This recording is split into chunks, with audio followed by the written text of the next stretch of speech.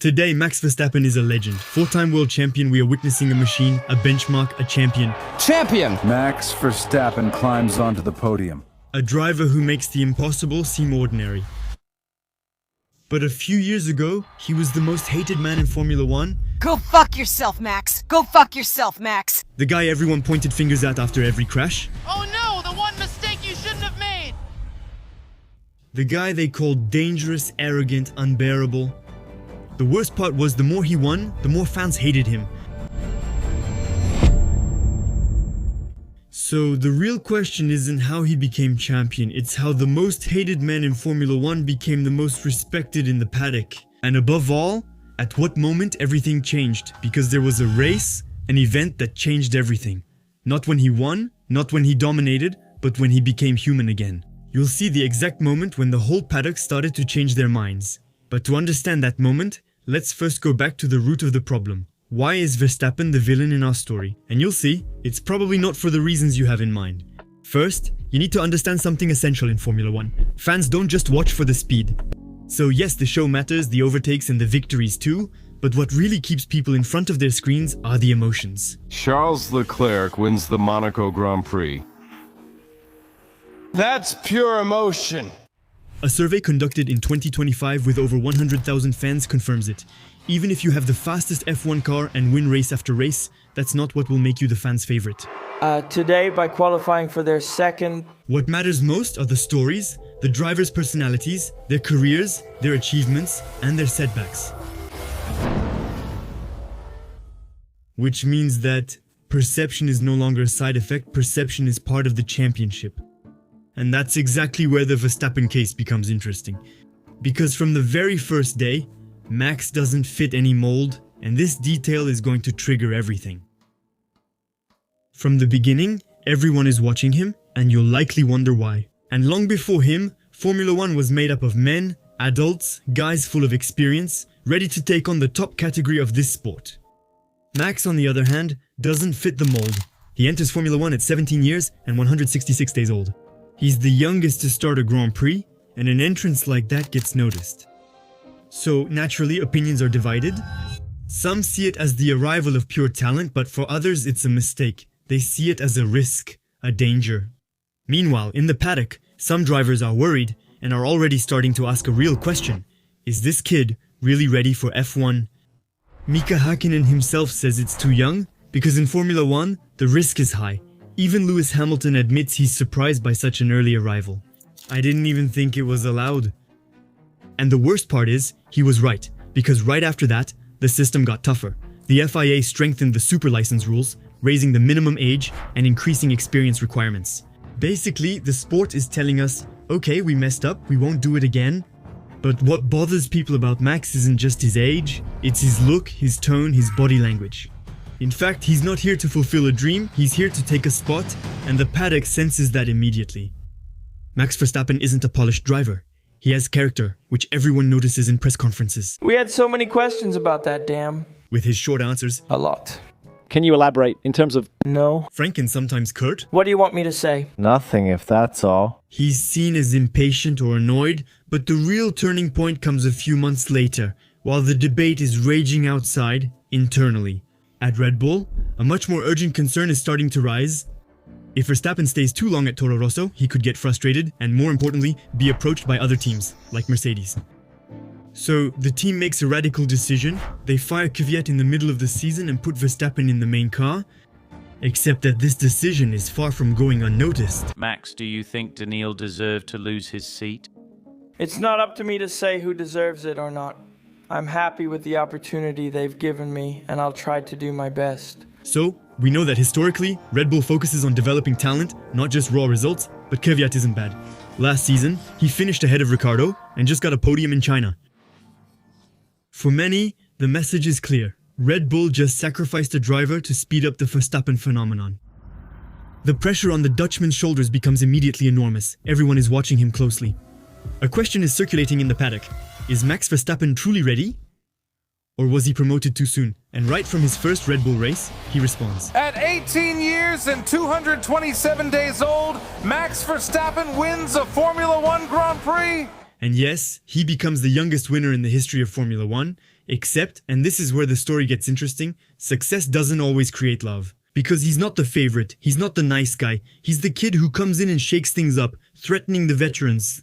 By the way, remember to leave a like, it really helps the channel a lot, and if you're feeling even crazier, you can even boost the video. It doesn't cost you anything and it's a new feature that really helps with visibility. And subscribe too, I see you, the 85% who aren't subscribed. If you ask the fans why they didn't like Max at first, you'd always hear the same words. Too reckless, too aggressive. Watching his races back then, you quickly see why. He defended fiercely, moved under braking, and closed doors that should have stayed open. And very quickly, the tension rises, because what happens next is going to permanently stick a label on Verstappen. It's no longer just a fan debate on social media, even the drivers start complaining. His defensive style sparks real controversy in the paddock, like his duel against Raikkonen. He has a 5-second penalty. Or even his defense against Vettel. To the point that, in October 2016, the FIA was forced to officially intervene to clarify the rules on movements under braking. The message is clear. The Dutchman's style is starting to cause concern. So, the fans give him a nickname, Mad Max. And the real turning point comes in 2018. The one that turns his aggressive style into something unacceptable. At the Brazilian Grand Prix. That day, Verstappen is unbeatable. He has another Ferrari in front of him. It's Sebastian Vettel. The Red Bull isn't the fastest car on the grid, but Max is on another level. He overtakes the Ferraris and catches up with the leaders. Lap after lap, he builds what seems to be the greatest victory of his career. Everything is under control until he comes across Esteban Ocon and contact. What a fucking idiot. The incident on track is one thing, but what happens after the race will be remembered for a long time. Verstappen goes straight to confront Ocon. The scene is seen around the world, and for many fans, the verdict is immediate. This guy isn't just aggressive on track, he's uncontrollable. Do you see the problem? From that point on, Verstappen is no longer seen as a young talent fighting at the limit, he becomes a danger. The wildest part is this isn't even the height of the hate.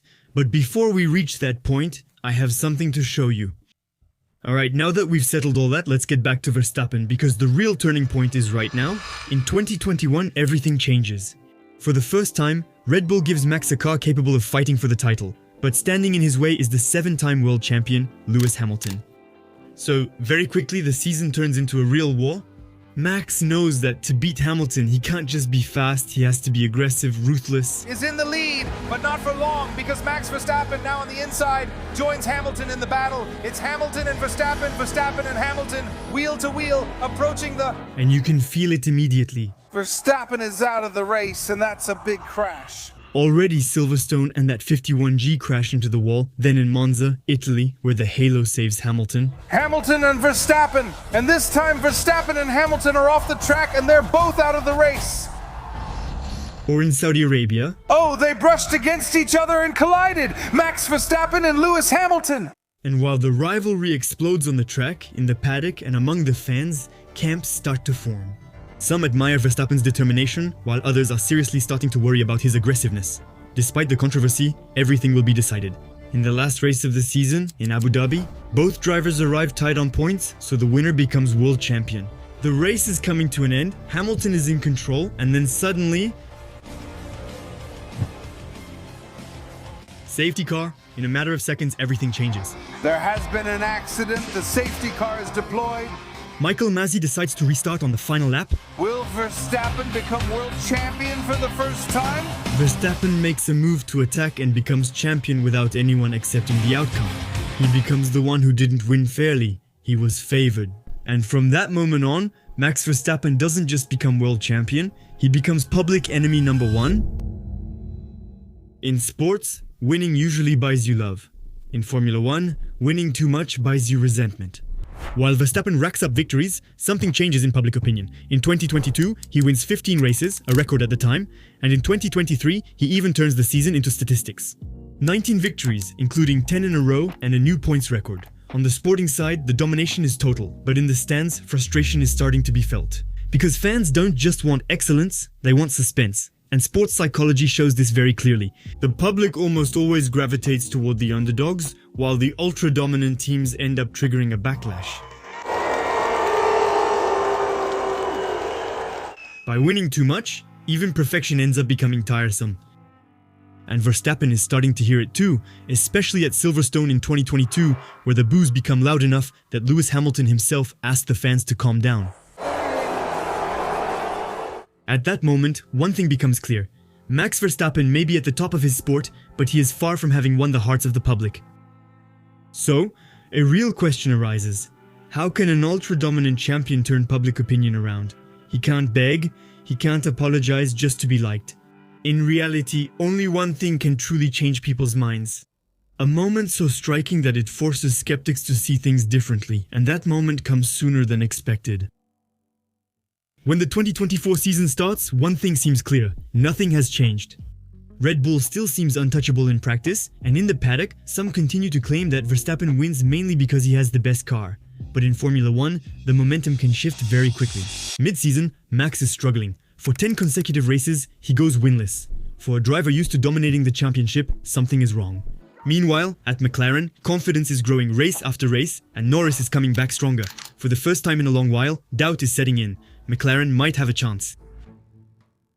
Then comes Sao Paulo. As rain pours down on the circuit during qualifying, Max manages to get into Q2, but this time, he won't make it out. The red flag came out with 46 seconds left on the clock. Lance Stroll hit the wall. Caught out by the conditions, he'll start 12th. Red Bull uses the chance to change engine parts, dropping Verstappen to 17th. Except that this race is very important for the championship. It's already been 10 races without a win, Norris is in a good position to have his chance, so Verstappen can't afford to make any mistakes. He has to get the most out of this race, which is already off to a very bad start. So Max gets ready, he knows it, the pressure is on, he has to give it everything. And as if the elements were working in his favor, the track is wet. And we know it, he knows it, these are the conditions he's mastered perfectly.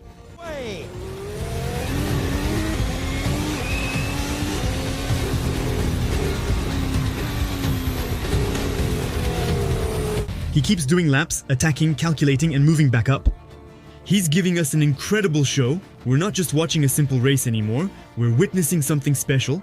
Whether you're for Ferrari, McLaren, or Mercedes, you can't ignore the perfect performance being delivered by the man everyone used to hate. In the stands, behind their screens, fans are witnessing one of the greatest comebacks of all time. So, when Max finishes first, everyone cheers for him. It's truly one of the greatest performances he's had in his brilliant career. And from that moment on, the perception starts to shift. His direct, blunt, sometimes harsh style, the one that annoyed so many, starts to be seen differently. It seems more authentic, more real. Verstappen is effortlessly hilarious. What a trend. Hi, everyone. Hi, everyone. Under the ruthless champion's shell, there's also a driver who can energize a crowd in a paddock where drivers are becoming increasingly standardized. To meet the expectations of sponsors and fans, Max doesn't care, he stays true to himself. It's the way people look at him that's finally starting to change. So, why can Verstappen be considered a hero today? Because over the seasons, 3 things have become impossible to ignore. On the track and off it, he handles duels better, deals with the media better, and even takes an interest in the young rookies coming into the paddock. The image of the uncontrollable driver is slowly starting to fade, then his domination cracked, and paradoxically, that changed everything. Because in sports, when a champion becomes vulnerable again, when he becomes human again, the public immediately re-engages. We no longer watch just to see him win, we watch to see if he can get back up again. Race after race, especially after Zandvoort last season, something changed in the way the public looked at him. Hope. The hope of seeing him fight back until the last race of the season. The driver, whom many saw as Mad Max, as public enemy number 1, is finally starting to be respected for who he really is. And that's probably the part of his story that took the public the longest to understand. Maybe the simplest truth about Verstappen is this: he never really changed to be loved, he just grew up. Because in the end, even without winning all the championships, Max Verstappen achieved something even rarer. He earned respect. Deep down, the story of Max Verstappen is not just about a driver who became a champion, it's about a driver everyone thought they knew. Until he forced the world of Formula 1 to see him differently. If this story teaches us anything, it's this. In Formula 1, talent wins races, but time eventually changes our perception of legends. If you're still here, first of all, thank you so much. It probably means you enjoyed this video. Anyway, feel free to check out the channel. There will surely be another video that might interest you. And with that, see you soon.